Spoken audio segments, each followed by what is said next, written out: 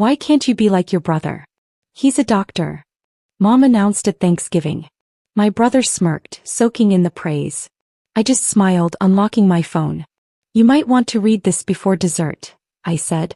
By the time they finished the first sentence, his hands were shaking, and everyone was staring at me like they'd never known me at all. Thanksgiving always felt like a battleground in my family, even though no one would ever admit it. My parents sat at the head of the table as usual, eager to show off their achievements through their children.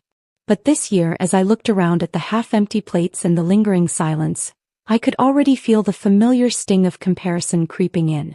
It was like a ritual that started long before the turkey was carved. My brother, the shining star of the family, always cast in the perfect light, and me, always in the shadows. Why can't you be more like David? Mom's voice was sharp as she placed another platter on the table, her eyes never leaving his face, like a proud teacher waiting for her star pupil to answer a question. My brother smirked, soaking in her praise like he always did. He didn't even have to say anything, his smile enough to speak volumes. Meanwhile, I sat there, mouth shut, pretending to enjoy the meal even though I knew exactly where the conversation would go next. David's a doctor. A respected one at that, she continued, her eyes scanning my face for some kind of reaction. She didn't need to say more. Her tone held the words I had heard my entire life, each one drilling into me, slowly eroding whatever confidence I had left. As the conversation drifted toward the holidays and family plans, my eyes lingered on my phone. I unlocked it, scanning the screen for the one thing I knew would shift the power in the room. You might want to read this before dessert, I said, my voice steady but carrying an edge I hadn't expected to find. My brother looked at me, his brow furrowing, but I could see the moment he realized I wasn't joking. His smirk faltered as he glanced around the table. The room went deathly quiet. I tapped the screen and handed the phone to Mom. She read the first sentence, then looked up at me with a mix of confusion and disbelief. By the time she reached the second sentence, her eyes widened, and her hand trembled slightly, the phone slipping just a little bit in her grip. David's expression shifted from confident to alarmed. His hands started shaking, and for a brief moment I saw something raw in him, something real that I had never been able to see before. The facade he had carefully built up over the years was cracking, and it wasn't because of anything I said directly. It was the documents, things I had discovered on my own, things that had been buried beneath years of praise and false admiration. My brother wasn't the perfect doctor. In fact, his past was far darker than any of us could have imagined. Growing up, I was always the second choice, the afterthought. No matter how hard I worked, no matter how many small victories I achieved, they were always overshadowed by David. I was used to it by now, the endless, subtle reminders that I wasn't good enough. I had learned to play my part, to stay quiet and let David shine. He was always the one who got the accolades, the one who made the family proud. Meanwhile, I struggled in silence, my accomplishments treated like they didn't matter. When I was younger, I thought maybe it was just a phase. I thought maybe, eventually, I would grow into someone they could be proud of. But as the years passed, the comparisons didn't stop. They only got worse. Mom would praise David's medical career with a kind of reverence that I couldn't quite grasp. She'd tell everyone how he had the perfect life, always with that same proud tone. Meanwhile, I was just there. I had tried my hand at various jobs, tried to be successful in my own right, but nothing seemed to measure up.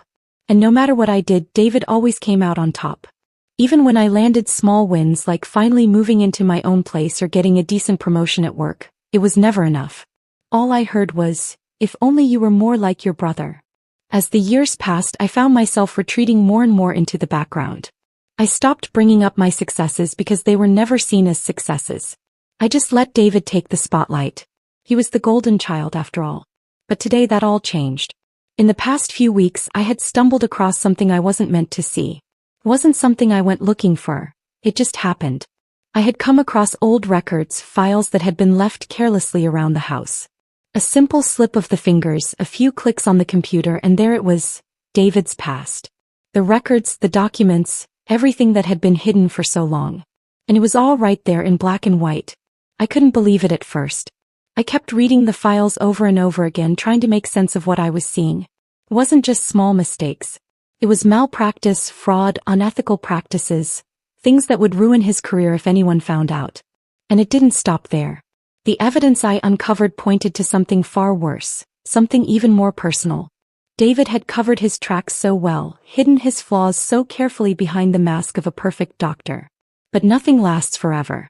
And now it was time for him to face the consequences of his actions.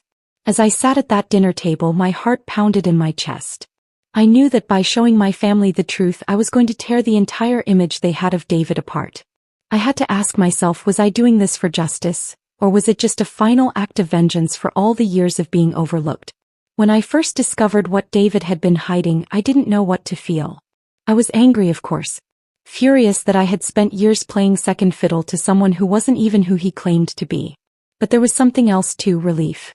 Finally, after all these years, I had something. I had the power to change the narrative, to force my family to see him for what he truly was. The golden child had feet of clay just like everyone else. But as I watched my brother struggle to come to terms with what was happening, I realized something else. This moment, this discovery, was more than just about exposing him. It was about freeing myself from the years of comparison, from the weight of always feeling less than. The revelation wasn't just a weapon to use against him.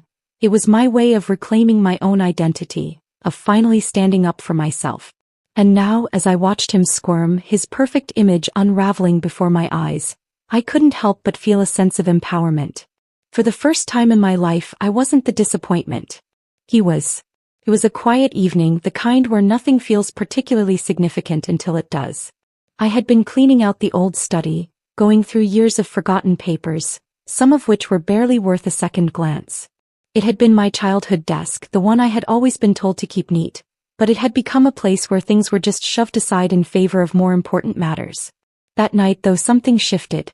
There was something about the dust-covered piles and yellowing files that beckoned me in a way I couldn't explain.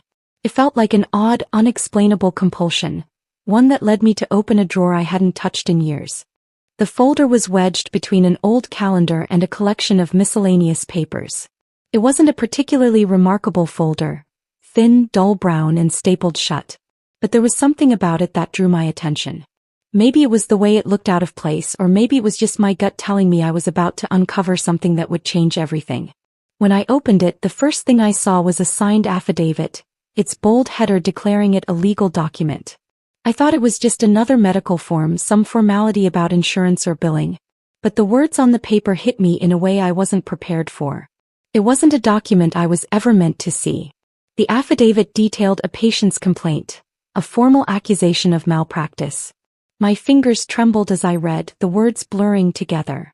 My mind raced, trying to piece together the significance of what I was holding. I had to read it over and over, each time hoping that maybe I had misunderstood. But no, there it was, in black and white. David, my brother, had been involved in something I never could have imagined. A patient had accused him of a misdiagnosis that resulted in serious harm. But it didn't stop there. The affidavit also mentioned a settlement, a bank transfer made to the patient in exchange for their silence. The number was shocking. Even more so was the way it was wrapped up so neatly, like it never happened. I was paralyzed for a moment, holding the paper like it might burn me. Betrayal isn't something you can prepare for, not even if you've been expecting it.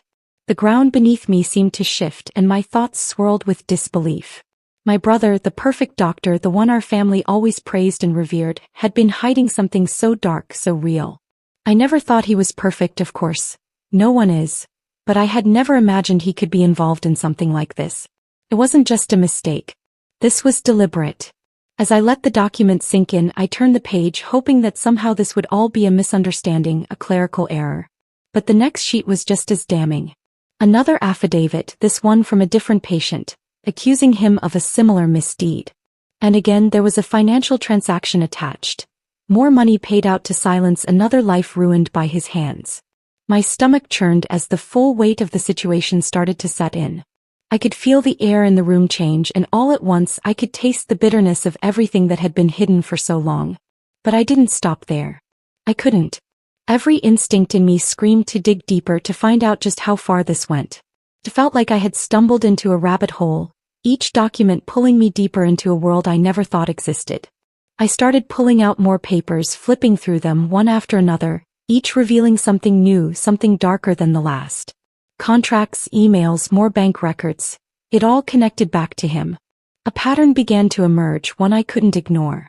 David had been using his position to cover up his mistakes, paying off patients, pressuring them to remain silent while he kept building his perfect life.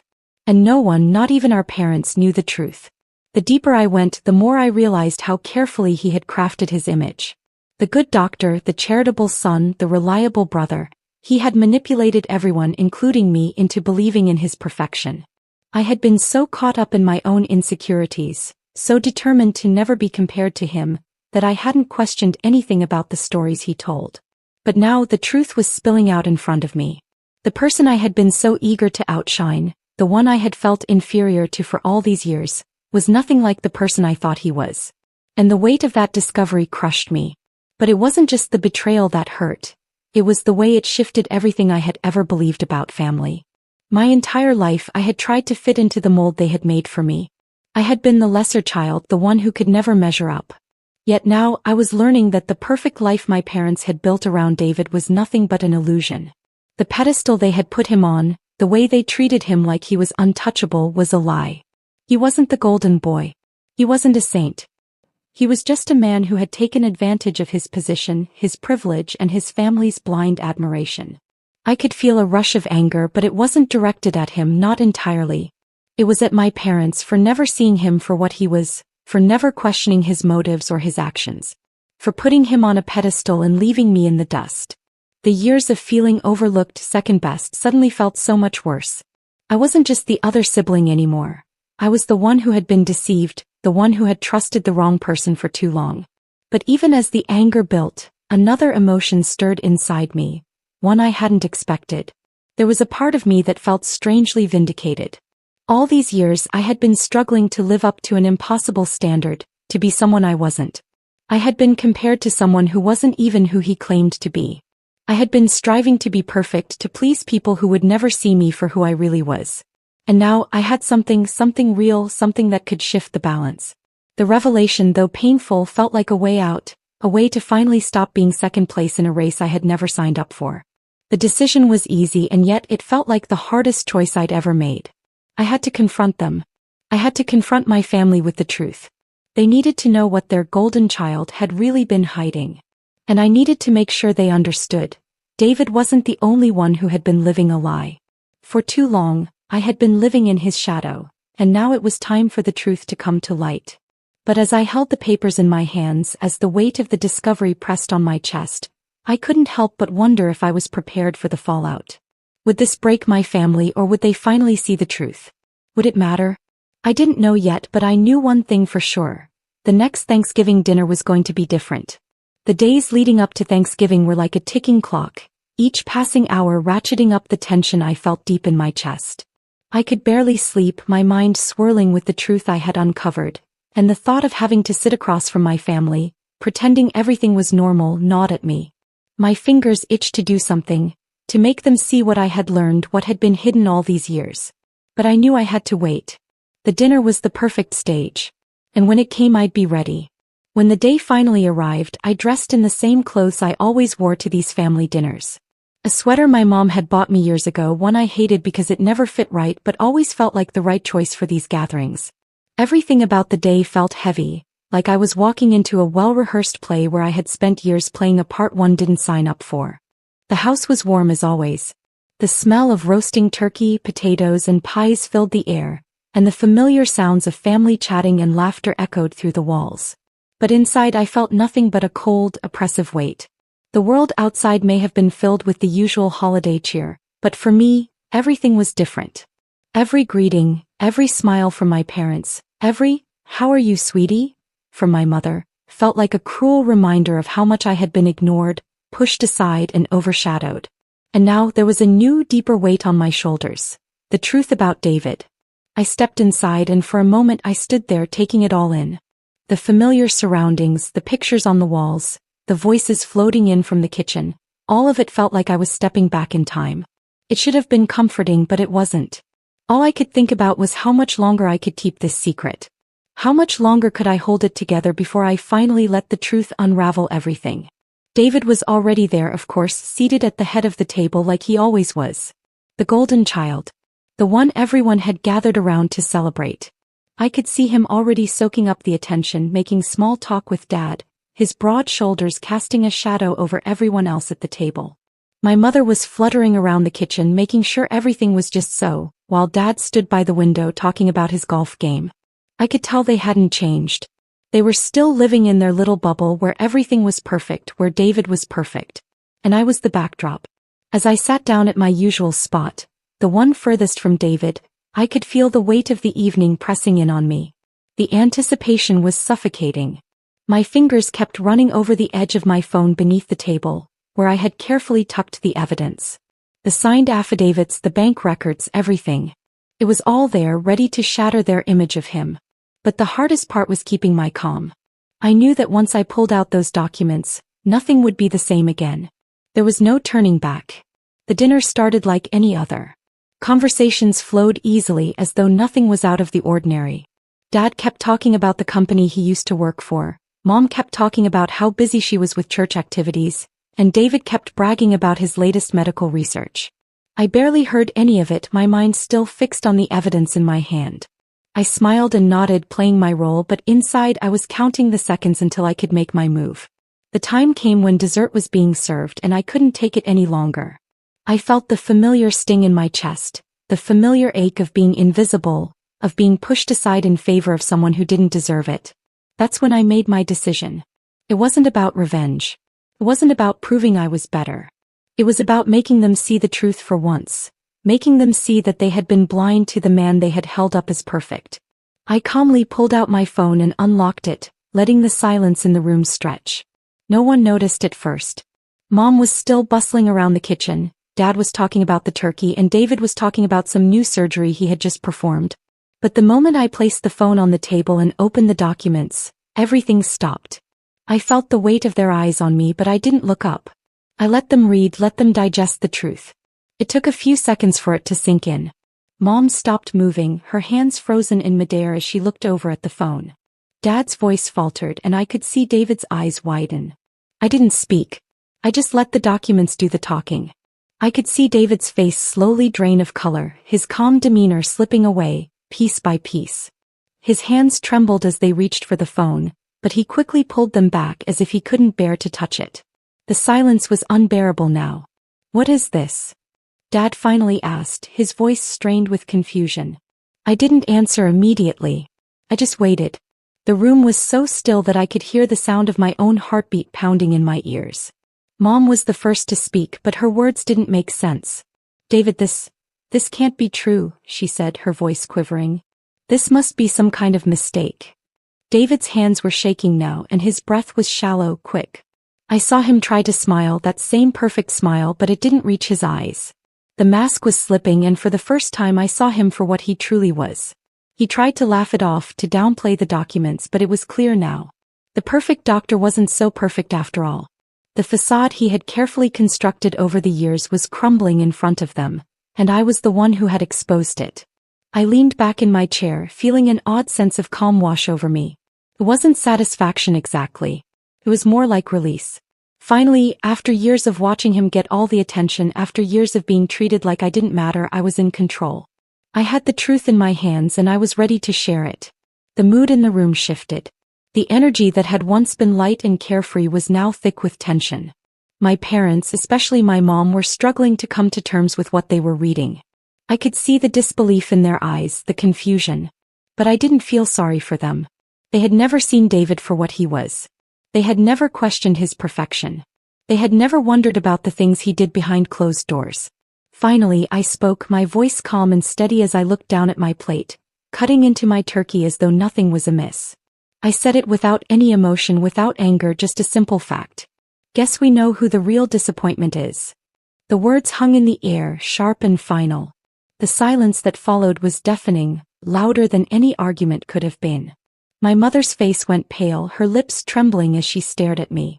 My father sat frozen, his eyes darting between the documents and David. And David, my brother, the golden child, was no longer the hero of this story. He was just a man who had been exposed for his lies, his betrayals, his imperfections. The room didn't move. The world didn't move. Everything froze. And for the first time I felt a strange sense of freedom. The silence at the table was deafening, stretching for what felt like hours, even though it had only been a few minutes. My eyes remained fixed on my plate, the turkey now cold and untouched. My parents were staring at the documents, their faces masks of disbelief, as though they couldn't quite process what they were reading. They turned the pages slowly, as if the words would somehow change, as if this couldn't possibly be true. I heard a sharp breath from Mom, followed by a muffled sob that she quickly stifled. David hadn't said a word since I spoke. He sat at the head of the table, rigid, his hands clenched on his lap as though trying to hold himself together. But I could see the cracks, the trembling in his fingers that betrayed him. For the first time he was no longer the confident, well-spoken doctor. He was just a man caught in the act, and the mask he had spent years building was crumbling. Mom was the first to break the silence. She pushed the documents aside, her face flushed with a mix of anger and panic. This isn't true. There's no way David could have done this, she said, her voice shaking. Her hands hovered over the papers like she was afraid to touch them, as if the truth itself might infect her. Dad didn't say anything at first. He just sat there staring at David with a furrowed brow. The disappointment in his eyes was enough to make my chest tighten. He wasn't angry yet, just lost. I could see him struggling to reconcile the image of his perfect son with the man who was now sitting in front of him, exposed. His lips parted as if he wanted to say something, but the words caught in his throat. "Mom," I said quietly, my voice barely above a whisper. "You need to see the truth. He's been hiding this for years. It's all here." I didn't want to argue, didn't want to make her feel worse, but the words had to be said. The truth couldn't be swept away just because it was uncomfortable. She had to understand that what was happening wasn't my fault. It was David's. He had built his life on lies, and I was just the one who had pulled the curtain back. But instead of hearing me, Mom turned her gaze back to David. "Tell me this isn't true," she said, her voice breaking. "Tell me you didn't do this, David." David didn't respond. He couldn't. His mouth opened and closed like a fish out of water, searching for a defense that wasn't there. I saw him shift in his seat, trying to gather himself, but his face had already betrayed him. The carefully crafted persona he had cultivated was slipping away with every passing second. I expected anger. I had prepared for it. Anger from my parents, from David, from everyone who had held him in such high regard. But what I didn't expect was the weight of the emotions pressing on me. There was a part of me that wanted to feel vindicated, to feel triumphant, but instead I felt something else. A deep, unsettling emptiness settled in my chest. This wasn't the victory I had imagined. Mom's eyes welled up with tears. "How could you do this to him?" she whispered, looking at me as if I was the one who had torn the family apart. "Why are you doing this?" Her words felt like a slap, even though I knew she didn't mean it like that. She wasn't blaming me for uncovering the truth. She was blaming me for the way her world was collapsing. In her eyes, I was the one who had caused this rift. The one who had exposed the monster behind the mask. "I'm not doing this," I replied, the words thick in my throat. "He did this, Mom. He built this life on lies, and now we have to face it." Her eyes flickered with a mix of hurt and disbelief, but she didn't argue. Instead, she reached for David's hand. She squeezed it gently as if to reassure herself that he was still the son she thought he was. But David didn't respond. His eyes were glazed over, lost somewhere beyond the table. He looked like he was 1,000 miles away, detached from everything happening around him. Dad finally spoke, his voice low and rough. "Is this really true, David?" His words were quiet but full of authority. He had been the pillar of our family for as long as I could remember. He had always been the one to take charge, to provide guidance, but now he looked like a man who had been punched in the gut. His usual calm composure was gone, replaced by a raw anger that he didn't know how to express. David's mouth opened again, but nothing came out. I could see him swallowing, his throat working like he was trying to force the truth back down. For the first time, he wasn't the one in control. He wasn't the golden child. He was just a man, flawed, imperfect, and exposed. The room was still. The clock ticked in the background, but it might as well have been silent. The tension in the air felt like it could snap at any moment. Mom finally pulled her hand back from David's, as if she had realized he couldn't offer her the reassurance she needed. She turned away from him, her face pale, and looked at me. "I don't know what to believe anymore," she whispered. "How could you bring this to the table of all places?" The words stung. I didn't expect gratitude, but I also didn't expect to be blamed for opening their eyes. For years I had watched them fawn over David, treating him like a saint. They never questioned him, never doubted him while I sat in the background trying to be enough. But now in this moment I wasn't the disappointment. David was. And yet the feeling of justice felt hollow. As the minutes stretched on, it became clear that the fallout wasn't just about David anymore. This wasn't just about his secrets. It was about everything. The years of quiet resentment, the years of being overshadowed, the years of living under a microscope. It wasn't just his betrayal. It was the betrayal of everything I had known about my family. David's retreat was gradual, like a man slowly sinking into quicksand. At first he tried to laugh it off, to brush it aside. But his attempts felt hollow, like words without meaning. He wasn't convincing anyone, least of all himself. He stopped talking, his gaze now fixed on the table. The confident doctor, the golden child, had nothing left to say. There were no more excuses, no more explanations. The family was falling apart and there was nothing anyone could do to stop it. I had thought that exposing David would bring me some kind of relief, some sense of satisfaction, but as the minutes wore on, I realized I wasn't getting what I had imagined. Instead, I watched as my family, once so united, began to fracture piece by piece.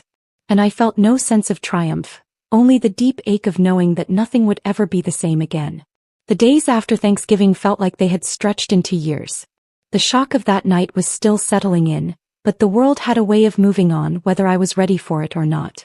It didn't take long for the documents to find their way into the media. The news spread quickly like wildfire, and suddenly David's carefully constructed image as the golden child, the perfect doctor, was shattered. The first article hit early that week, a quiet whisper at first, then growing louder with each new headline. I could see it all unfold in real time. The accusations were now in the open and David had nowhere left to hide. I spent the next few days glued to my phone, unable to tear myself away from the news. It felt like the entire world was watching, waiting for the truth to unravel further. The media didn't just report on the malpractice accusations, they dug deeper. They found the settlements, the financial transactions, the pattern of manipulation that had been going on for years. And with every revelation, the pressure on David grew. His career, once the pride of our family, was now in free fall. The public, the people who once admired him, turned on him with a vengeance. The articles were one thing. David had always known how to keep his reputation in check, at least to the public eye. But the lawsuits came next. One after another. Patients, former colleagues, anyone who had suffered in silence for years, suddenly felt emboldened to speak out. The legal battles mounted quickly, each one a public reminder of everything he had done behind closed doors. His career as a respected doctor, one that had taken years to build, was slipping away piece by piece. And then there was his marriage. The one thing David had held on to, the one constant in his life, was now threatened. His wife, once the picture of a happy, supportive partner, started making public statements of her own. She expressed disbelief, then heartbreak. She claimed she had no idea about the truth, and though part of me didn't believe her, I couldn't ignore the sadness in her eyes. The woman who had been his rock for so long was now watching her own world crumble. And as much as I wanted to feel vindicated, I couldn't help but feel a pang of sorrow for her. But the most striking thing about the fallout wasn't just the collapse of David's career or reputation, it was the way it was affecting our family. Mom was the first to jump to David's defense. She couldn't accept it, wouldn't accept it. No matter how many reports came out, no matter how much evidence was stacked against him, she held on to the hope that somehow, this was all a misunderstanding. It was as if she couldn't let go of the illusion of the perfect son she had spent years adoring. I watched as Mom tried to shield him from the consequences, even as the rest of the world condemned him. She would call me in the middle of the night, tears in her voice, begging me to talk to David, to tell him to make it right before it was too late. I couldn't bring myself to tell her the truth, that there was no fixing this. There was no coming back from the lies he had built his life on. But I couldn't tell her that. Not yet. Dad, on the other hand, began to distance himself from both of us. I could see it in the way he looked at me, as if I were just as guilty of tearing our family apart. He wasn't angry, at least not with me directly, but there was a coldness in his eyes, a quiet disappointment. It was like he didn't know where to place his blame, so he chose to blame us both. He stopped calling, stopped coming to family gatherings, and when he did show up, he was distant, like he was living in a world apart from the rest of us. I could feel the weight of his silence pressing down on me, but there was nothing I could do to change it. He wasn't just angry with David. He was angry with me for forcing him to see the truth. And then there was me. I had thought for so long that exposing David would be the final piece of the puzzle. That it would be the moment when everything would fall into place and I would finally be able to breathe again. But now that it had happened, now that the truth had come to light, I couldn't shake the feeling that something was missing. I had wanted justice, but what I got felt like something else entirely. I didn't feel victorious. I didn't feel free. Instead, I felt exhausted. Emotionally drained. I had spent so many years plotting this moment, preparing myself for the fallout, but now that it had arrived, I found myself questioning everything. Was this really justice? Or had I just brought down my brother to make myself feel better? The guilt settled in slowly, like a weight pressing down on my chest. For all the reasons I had believed in exposing him, there was still a part of me that wondered if I had done this for the wrong reasons. Was I seeking retribution for years of being overshadowed? For years of feeling invisible? Was this really about the truth, or was it just a chance to get back at him for everything I had endured in the shadow of his perfection? One afternoon, a week after the Thanksgiving dinner, David called me. I had been avoiding his calls for days, but this time something made me pick up. I don't know if it was the raw desperation in his voice or the fact that I could hear his usual confidence completely gone, but I answered. "Please, can we talk?" His voice cracked on the other end of the line. I hadn't heard him sound like this in years. It wasn't the calm, authoritative voice of the doctor he pretended to be. It was a broken, pleading version of the brother I had known in my childhood. "Why should I talk to you, David?" I asked, trying to keep my voice steady, though it trembled just slightly. "You've already made your bed. You can lie in it." He was silent for a long time, and when he spoke again, his words were soft, almost pleading. "I was wrong, okay? I know I hurt you. I've hurt everyone, but I'm sorry. Please. I need your help." I could hear the pain in his voice, but it didn't change anything. This wasn't the brother who had been there for me in the past. This was the man who had lied, manipulated, and betrayed everyone who had trusted him. And I couldn't just forgive him because he was asking me to. "David, you can't just expect everything to go back to normal because you say sorry. What you've done, it's too much." "I know," he said, his voice shaking. "I don't know what I was thinking. I didn't know how to fix it, but now I'm losing everything." It was hard to feel sympathy for him. It really was. But there was a part of me that couldn't help but feel sorry for the person he had become. This wasn't just about him losing his career or his reputation. It was about the fact that he was losing himself in the process. And yet, as much as I felt for him, I couldn't forget what he had done. I couldn't just erase the years of resentment that had built up inside me. "I can't fix this for you, David," I said softly. "You have to face the consequences of your actions. And so do I. But you're on your own now." And with that, the line went silent. There was nothing more to say. But as I hung up, something in me shifted. The guilt still lingered, but I knew something else now. I wasn't responsible for his choices anymore. I wasn't responsible for carrying the weight of the family's expectations. I wasn't defined by his mistakes, or by their blind adoration of him. For the first time in my life, I felt like I was free to be who I was, without the shadow of David hanging over me. I had taken the first step toward reclaiming my own life, and that felt like a new beginning. The phone call from David was the last tether holding me to the family I had once known. I had told myself that once I exposed him, once the truth came out, I would be free. Free from the years of being in his shadow, free from the endless comparisons, free from a life lived trying to meet expectations that had nothing to do with who I was. But freedom isn't always as simple as crossing a line. It's not a moment that arrives and fixes everything. It's something you grow into, something you realize in small, quiet moments when you least expect it. The weeks following that phone call were a blur. David's downfall continued. His career, his marriage, his reputation, all of it slipping away like sand through my fingers. He had made his choices and now he was facing the consequences. But it wasn't his fall from grace that haunted me. It was the aftermath, the disintegration of everything I thought I knew. The way my parents, especially my mom, kept clinging to the idea of him, even as it became increasingly clear that he was not the man they had imagined.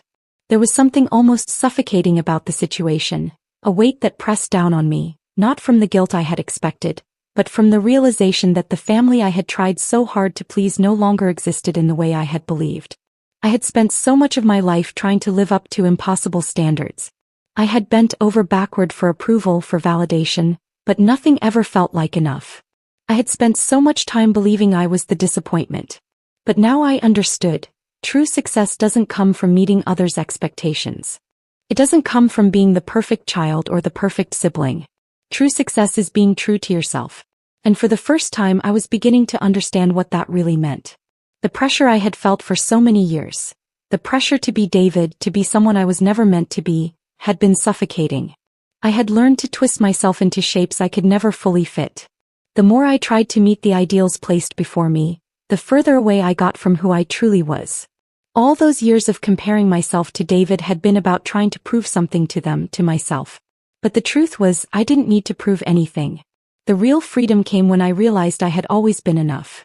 And it was this understanding that made the next conversation with Mom so much harder. We hadn't spoken much since the Thanksgiving dinner. She had tried to call, but each time I found myself unable to pick up. I had spent my whole life trying to be what she wanted, trying to earn her love, her approval. But I knew now that I couldn't keep pretending. I couldn't keep trying to fit into a family dynamic that had always left me second best. I needed to face this head-on. I needed to have a conversation that, no matter how painful, would free me once and for all. I walked into her house, the familiar scent of fresh-baked cookies wafting through the air, the sound of the old grandfather clock ticking steadily in the corner. But nothing felt the same. Everything seemed smaller now, more confined, as if I were trapped in a box I had outgrown. Mom was sitting at the kitchen table, her hands wrapped around a mug of tea. She looked up as I entered, her face weary but hopeful. She always had that hope, that unwavering belief that somehow things could go back to the way they were. I sat down across from her, the space between us suddenly feeling vast. She didn't speak right away. For a moment we just sat there, the quiet stretching between us. I could feel the weight of all the years, all the disappointments, all the unspoken words pressing on my chest. But there was something different this time. I wasn't afraid of her disappointment anymore. I wasn't afraid of losing her approval. I knew finally that it didn't matter. "Mom," I said quietly, my voice steady, "we need to talk." She looked at me, her expression faltering, and for a brief second, I saw the desperation in her eyes. "I know you're upset," she began, her voice barely a whisper. "But David, he's my son. He's my boy. I can't just turn my back on him." "I'm not asking you to turn your back on him," I said, my words coming out firmer than I had expected. "I'm asking you to see him for who he really is. I'm asking you to see what he's done, to face the truth." She blinked, her hands tightening around her cup. "But he's still your brother. Don't you think you're being too harsh?" I shook my head, feeling the knot in my stomach tighten. I spent my whole life trying to be like him, trying to live up to expectations that weren't even mine to begin with. I spent years being the lesser sibling, the one who never mattered as much, and I kept telling myself it was my fault. I kept believing that if I just worked harder, did more, maybe I would finally earn your love. But Mom, the truth is, I've been living in his shadow for far too long. And I can't do it anymore. Her face twisted with hurt, but I could see something else in her eyes, something she hadn't shown before. Guilt. Maybe she was beginning to understand. Maybe she was starting to see the truth too. "I know it's hard," I continued, my voice breaking slightly. "But I've spent so many years trying to meet impossible standards. I've spent so many years believing that I had to be perfect to be loved. But Mom, perfection doesn't exist. Not in David and not in me. And I can't keep trying to be someone I'm not just to keep you happy. I have to let go." There was a long silence, and I could feel the weight of her emotions, the years of love and pain and confusion that had built up in her. She opened her mouth to speak, but no words came out. Instead, she just looked at me, her eyes brimming with tears. "Forgiveness isn't always possible, Mom," I said, my voice barely above a whisper. "Sometimes the most loving thing we can do is walk away. For our own sanity, for our own peace." Her lips trembled, and I knew she didn't want to hear it. But it was the truth. It was the truth I had been hiding from for so long, and I couldn't keep running from it anymore. "I love you," she said quietly, her voice shaky. "But I don't know how to fix this." "You don't have to," I replied softly. "It's not about fixing it. It's about accepting it." There was nothing more to say. I stood up, my legs shaking slightly, and walked toward the door. For the first time in years, I felt lighter, like I had just taken a huge weight off my shoulders. I had said the things I needed to say. I had finally freed myself from the chains of family expectations and comparisons. As I stepped outside, the cool air hit me and I inhaled deeply, savoring the feeling of finally being free.